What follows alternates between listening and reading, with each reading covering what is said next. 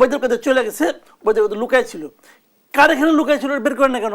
তাকে আপনি বিচার করেন না কেন? তাকে বিচার করলে কি হতো, আর কেউ কখনো কাউকে লুকায় থাকতে সাহায্য করতো না, তার বিচার করেন না কেন? প্রবলেমটা কি? তার মানে আমি যদি বলি এই সরকার নিজেই তাদের পালিয়ে যেতে সাহায্য করছে, আপনি এই প্রশ্নের জবাবটা কেমন করে দিবেন? 3 নম্বর কথা, এত বড় একটা অন্যায় করছে একটা দল, সেই দলকে আপনারা কি নিষিদ্ধ করছেন? নিষিদ্ধ করে তারপর জন্য 1-2 মামলা আপনি নির্ভয়া দেশে নিষিদ্ধ করতে পারেন, করেন নাই কেন?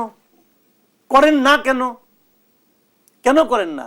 যদি আপনি নির্ভয়া দেশে নিষিদ্ধ করেন তাহলে তো তাদের আর পলিটিক্যাল কর্মসূচি পালন করা অবৈধ হয়ে যায় আইনগতভাবে। আর সেখানে তো অভিযোগের তীর বিএনপির দিকে ছোড়া হচ্ছে। না না, অভিযোগ বিএনপির হাতে কি নিষিদ্ধ করা না করে ইতিহার আছে?